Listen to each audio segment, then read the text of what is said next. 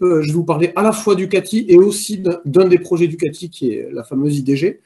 Donc, je vais essayer de mêler un peu les deux. Alors, du coup, la trame n'est pas tout à fait la même, je suis désolé.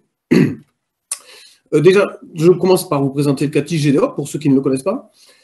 GDOP, en gros, la définition, hein, c'est un CATI qui est un appui à la gestion des territoires dans le cas des changements globaux et des enjeux de durabilité des systèmes alimentaires, de préservation des écosystèmes, des sols et de la biodiversité. Vous voyez, donc un vaste programme.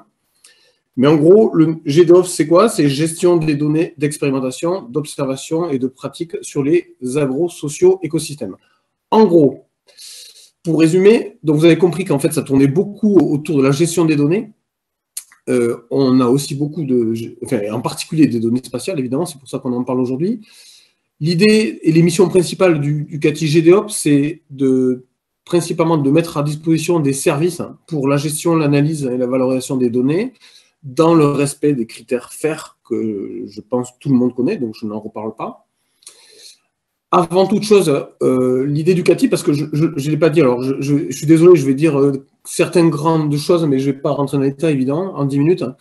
GDOP, c'est issu de la fusion de deux CATI de deuxième génération, qui étaient SIOA et CATI Action. Et en fait, dans le cadre de ce CATI et de ces CATI, il y avait plusieurs systèmes d'information, des grands systèmes d'information thématiques, notamment le climat, le sol, tout ce qui est observation à long terme pour les ORE et les zones ateliers, agrosistes aussi, et les pratiques en général. Voilà. Donc, en fait, au départ, il y a le fait de faire perdurer et d'alimenter ces grands systèmes d'information au travers de systèmes informatiques et aussi de choses un peu transversales. Et c'est ce que je vous présenterai tout à l'heure. Donc l'idée, c'est aussi évidemment de contribuer à échanger sur les bonnes pratiques, sur l'ouverture des données à INRAE, la science ouverte et la reproductibilité, évidemment. Et de ce fait, donc c'est un peu pour dire aussi que les actions du CATI GDOP sont vraiment très ouvertes. Alors évidemment, on a une communauté, alors je ne sais plus si... Non, pareil, en quelques mots, je vous épargne tous les aspects administratifs. On a un CATI qui est relativement gros, on a 86 personnes aujourd'hui qui en font partie. On représente maintenant 6 départements scientifiques. Voilà, du coup, c'est pour dire qu'on a une communauté servie qui est relativement large et en fait, on essaie de toute façon, l'effort il est porté sur l'ouverture de ces services informatiques du fait qu'on est dans quelque chose qui est, comment dire, qui bouge beaucoup en ce moment, l'ouverture des données en général. Hein, et donc, on essaie de faire en sorte que les outils et les services qu'on a à disposition dans le cadre du CATI soient ouverts au maximum à la communauté INRAE et voire même au-delà.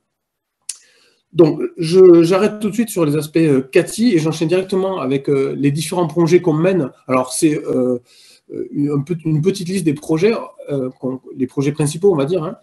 Et je commence par l'infrastructure de données géographiques, l'IDG. Alors, pareil, je passerai pas de temps à définir les différents acronymes. Je suppose, je suis parti du principe que le public là, pour ce webinaire serait relativement averti. Et puis en plus de ça, Alain et Philippe ont pas mal parlé de ces aspects-là. Donc voilà, je n'insiste pas plus. Moi, je vous parle juste du projet en tant que tel. Donc vous avez compris que c'était issu, en fait, c'était une suite à ce qu'a mis en place Alain à l'époque dans le CATI SEA, donc la plateforme qu'il a présentée. En fait, l'idée, c'était de se dire, bon, le CATI dépensait un certain nombre d'argent, du temps, des ressources humaines pour maintenir cette infrastructure-là. Et on s'est dit, en fait, il en fallait peut-être pas beaucoup pour faire en sorte de l'ouvrir d'un périmètre assez fermé, donc au sein du CATI, à vraiment une utilisation plus nationale, enfin nationale, institutionnelle.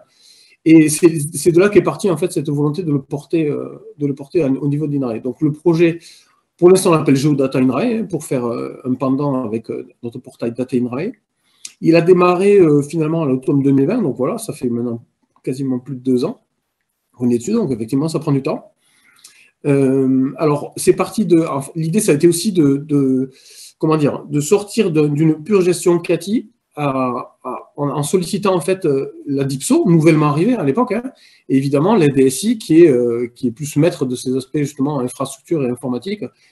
Et elle a bien insisté là-dessus, en fait, dont on a envie pas de se débarrasser, évidemment, mais c'est quand même quelque chose de très lourd pour un collectif d'informaticiens scientifiques, entre guillemets. Et donc, c'est vrai que le fait de pouvoir s'appuyer sur la DSI, c'était vraiment un point important.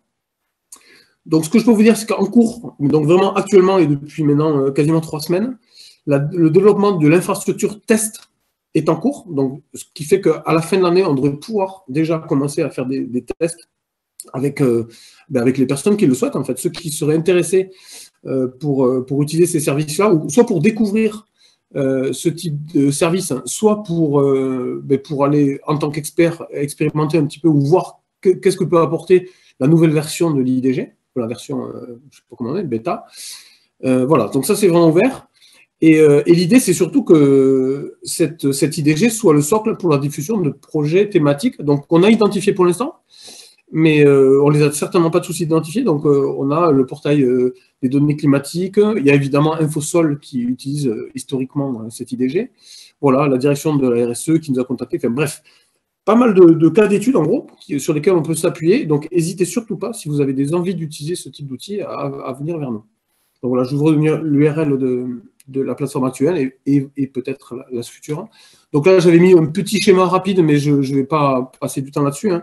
Juste pour rappeler, parce que ça a déjà été montré. En gros, on part de sources vraiment diverses, hein. Qu'elles soient libres ou propriétaires, c'est pas trop grave, on n'est pas sectaire, hein, en fait. Et juste pour rappeler que donc, notre IDG qui est là, elle est basée donc sur la solution Georchestra. Alors, il y a des intérêts et des inconvénients. L'intérêt, c'est qu'il y a effectivement un prestataire historique qui maîtrise bien cette solution et qui la développe en partie, donc sur laquelle on peut s'appuyer pour le suivi de l'infrastructure. Par rapport à la version actuelle, en fait, vous voyez ici on essaie de faire une infrastructure qui soit à la fois containerisée et cloudifiée pour la rendre plus souple en fait à la charge, hein, puisque ce n'est pas le cas actuellement. Donc voilà, ça c'est les points qu'a abordé Philippe, donc je n'y reviens pas dessus. Et évidemment, en sortie, l'intérêt d'une telle infrastructure, c'est qu'on peut la connecter et qu'elle-même, elle peut alimenter un ensemble à la fois d'outils, donc des outils de bureau, hein, pour les spécialistes qui sont là autour de la table, je suppose, hein, des gens qui ont l'habitude de manipuler des données géographiques, hein, ils pourront le faire en se connectant à l'IDG. Et après, on peut aussi afficher ces données-là dans des portails plus généralistes ou des entrepôts de données tels que DataInRay ou RDG. Voilà, j'en dis pas plus là-dessus. Ça me permet ensuite de pouvoir vous dire un petit peu ou présenter une partie de l'écosystème qui pourrait se mettre autour de cette IDG, et notamment un workflow de publication de données qui s'appelle GeoFlow, qui a fait une chaîne de traitement pour la gestion et la publication des métadonnées au travers justement de l'infrastructure, hein. Donc l'idée, c'est de pouvoir alimenter automatiquement, donc je vous remets le schéma, les différentes briques de l'IDG, voire au-delà, hein, des entrepôts aussi, sur la base d'un seul effort qui est porté sur l'écriture des métadonnées et la fourniture évidemment des données. En fait, ce workflow va permettre d'alimenter automatiquement les métadonnées, les flux normalisés de données, éventuellement des entrepôts. Voilà, donc c'est quelque chose sur lequel on travaille depuis 1 an ou 2 maintenant et qui permet en fait de simplifier la gestion des données et surtout qui évite aux utilisateurs finaux de s'approprier 1, 2, 3, 4, des fois plus d'interfaces, donc GeoNetwork, GeoServer. Voilà, si on veut gagner du temps, on peut s'appuyer sur ce type d'outil-là.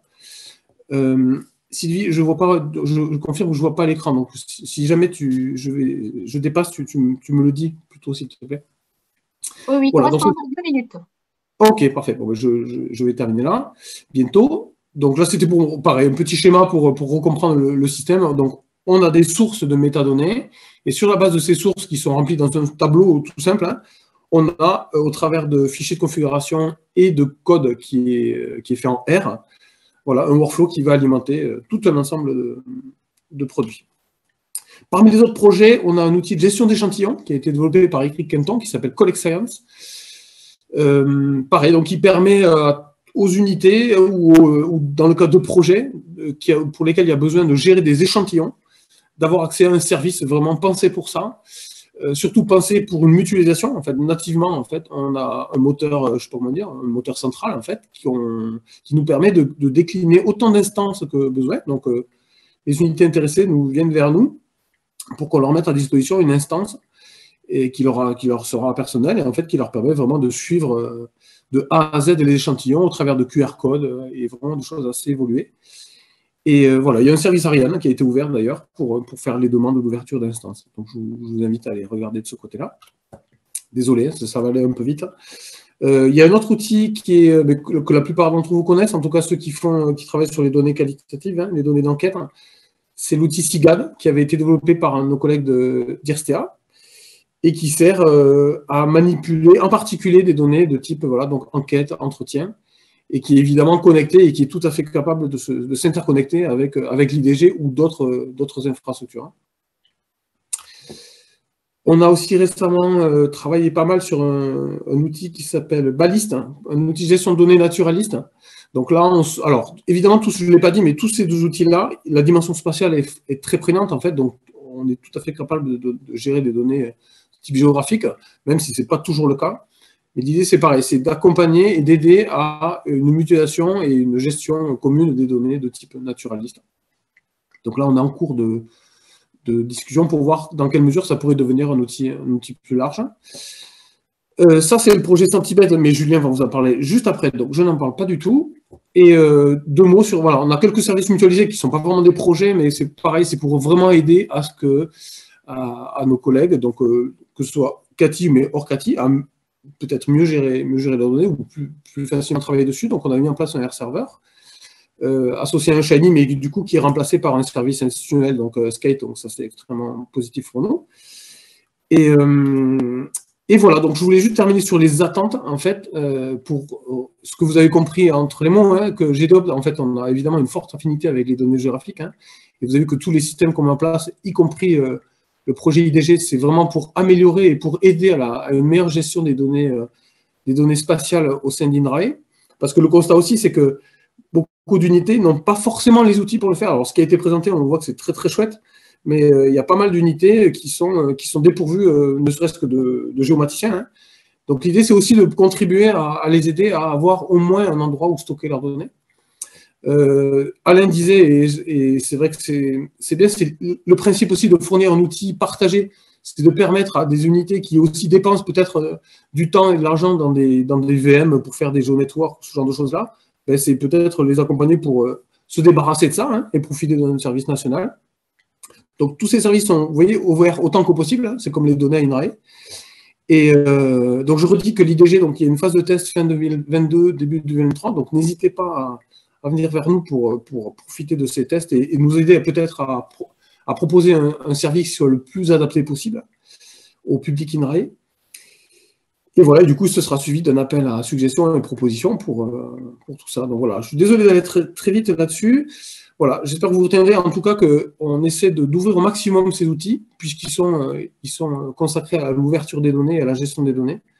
Donc n'hésitez pas à venir vers nous pour voir ce qu'on peut faire ensemble. Voilà, j'espère que je n'ai pas trop dépassé. Merci Wilfried. Et on peut prendre une à deux questions sur la présentation de Wilfried. Dans le chat, j'ai repéré une question sur Kubernetes, mais tu vas peut-être